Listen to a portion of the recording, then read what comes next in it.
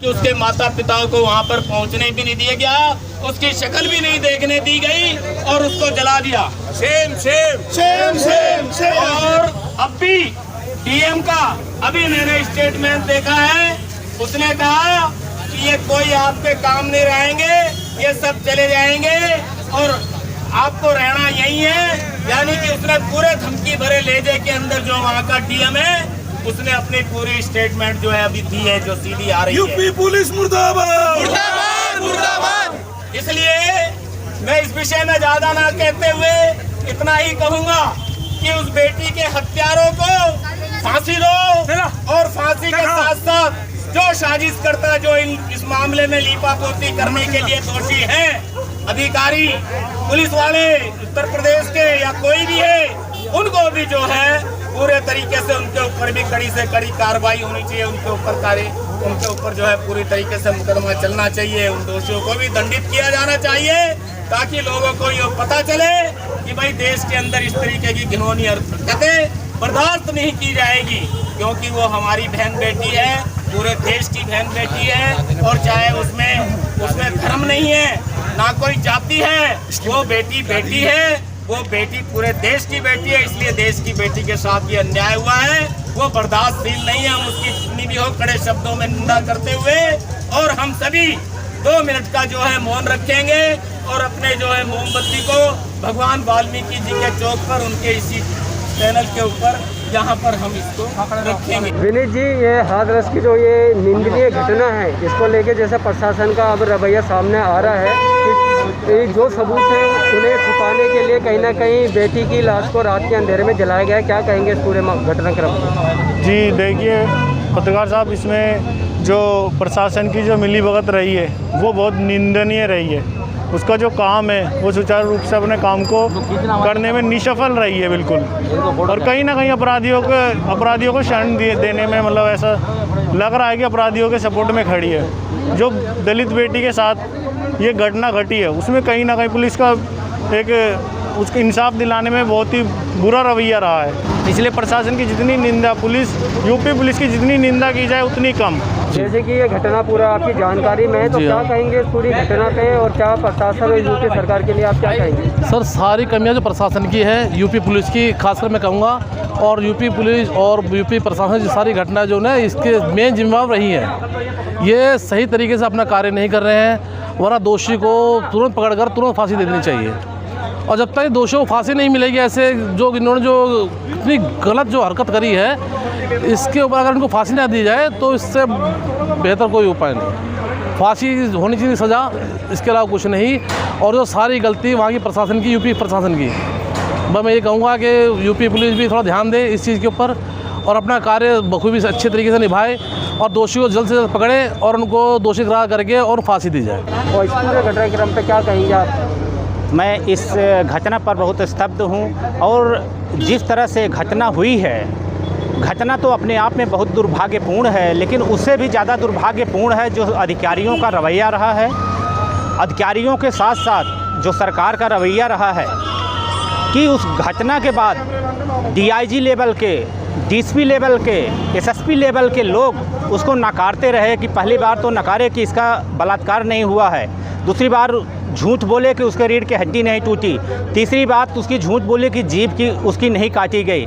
जबकि जितने भी वीडियो आए हैं, फुटेज आई है, उसमें उस लड़की की साफ दिखाई देता है कि उसकी जीभ कटी हुई है और उसकी हड्डियां टूटी हुई हैं। तो एक डीआईजी लेवल के इस तरह की झूठ बोलते हैं जो बहुत ही दुखद है। उससे भी बड़ा आज भी जो रिपोर्ट आई है कि जिसमें डीएम साहब कह रहे हैं कि उसका बलात्कार नहीं हुआ है। एसपीएल की रिपोर्ट उन्होंने जांच कराई है। यह एक तरह से कहा जाता है जिस तरह की जांच में हेरा फेरी करके अपराधियों को बचाने की कोशिश की जा रही है कि उसका बलात्कार नहीं हुआ है। जबकि मनीषा नाम की जो लड़की थी उसने स्वयं अपने बयान में कहा है कि उसके साथ बलात्कार हुआ है। किस तरह से हैवानियत हुई है और 8 दिन तक रिपोर्ट न दर्ज करना, FIR न करना, यह बहुत ही संगीन मामला है। इसकी जितनी निंदा की जाए वह कम है। देश के अंदर जो कानून व्यवस्था चल रही है बेटियों को लेकर, तो क्या कहेंगे इन पूरे घटनाक्रमों को लेकर? हाथरस में जो मनीषा बेटी के साथ जो दर्दनाक घटना हुई है, दर्दनाक हत्या जो की गई है, उसकी हम कड़े शब्दों में निंदा करते हैं। मैं वाल्मीकि समाज से अनिल चुड़ियाना, वाल्मीकि सामाजिक संगठन भी हम लोग चलाते हैं। वह एमसीडी पर्यावरण सहायक का एक मैं छोटा सा सिपाही भी हूँ नगर निगम में। तो बड़े पैमाने पे हम इनका विरोध करते हैं। हम चाहते हैं कि ऐसे कातिलों को फांसी की सज़ा मिलनी चाहिए। जैसे निर्भया कांड के निर्भया के दोषियों को फांसी की सज़ा दी गई है, ऐसे हमारे जो समाज की जो बेटियां हैं, या मैं कहूँ अपने देश की जो बेटियां हैं, जो नाबालिग बेटियां जिनके साथ में इस तरह की घटनाएं जो हुई है, उन सभी को फांसी की सज़ा होनी चाहिए। और ख़ासकर जो मैं तो एक बात और कहना चाहूँगा कि आज वो हमें हिंदू कहने वाले, हमारे वाल्मीकि समाज को हिंदू कहने वाले कहाँ गए? वो जितने भी समाज जो धर्म के ठेकेदार हैं, मैं शिवसेना की भी बात करूँगा कि शिवसेना कहाँ गई? आज हमारे वाल्मीकि समाज की बेटी पे अत्याचार हुआ, सामने क्यों नहीं आई? बजरंग दल क्यों नहीं आया सामने? और ऐसे बहुत सारे जो हिंदू धर्म पे ऐसे बना रखे, तो हिंदू धर्म के जो ठेकेदार हैं, मैं उन सभी से अपील करना चाहूँ, क्या वो समाज की बेटी नहीं थी, हिंदू की बेटी नहीं थी?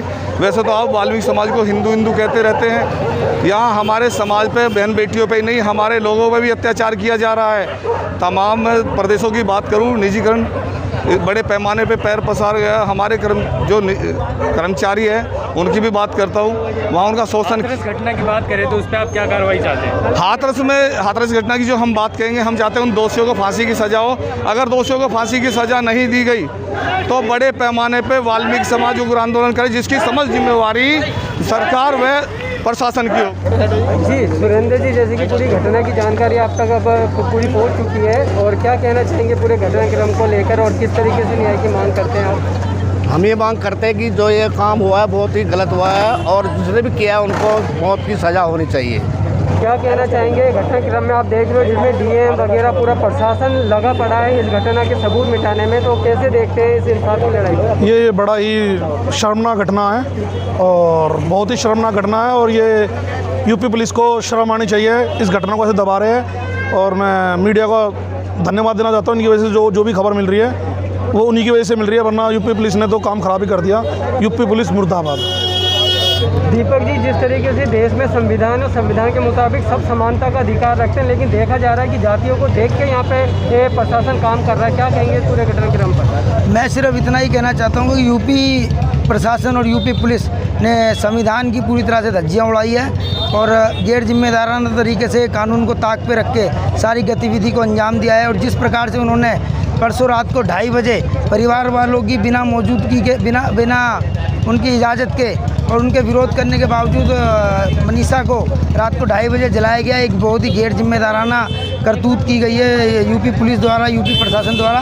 तो हमारा तो सिर्फ यही एक कहना है आप सभी से कि ये संघर्ष जो है तब तक जारी रहेगा, तब तक मनीषा को इंसाफ नहीं मिल जाता। और हम ये चाहते हैं कि मनीषा के जितने भी कातिल, हत्यारे, बलात्कारी, उन सभी को फांसी की सज़ा हो, और जल्द से जल्द हो। कमल जी, जिस तरीके से अब प्रशासन की तरफ से SIT भी अब लग चुकी है, और जो मुआवजा 25 लाख दे दिया है, और अगर फांसी की मांग हो रही है, अगर ये लेट होता है सारी कार्रवाई, तो किस तरीके से आप इस पूरी लड़ाई को देखते हैं और क्या करना चाहेंगे आगे? देखो जी, हम संघर्ष जारी रखेंगे। अगर ऐसा उनके साथ अगर उनके साथ कोई न्याय नहीं हुआ, उनको मुआवजा नहीं मिला, हम संघर्ष जारी रखेंगे। हमारा समाज चुप रहने वाला नहीं है। और अभी मैं आपको बताता हूँ, डीएम जो वहाँ के डीएम थे, उन्होंने जो गेम रची है, उस गेम को देखते हुए उनके साथ कार्रवाई होनी चाहिए, वहाँ के प्रशासन के साथ कार्रवाई होनी चाहिए, दिल्ली पुलिस के साथ कार्रवाई होनी चाहिए, और पूरा समाज हमारा एकदम इकट्ठा हो चुका है। अन्य वर्ग के लोग भी हमारे साथ जुड़ रहे हैं, और मैं ज़्यादा ना बोल के,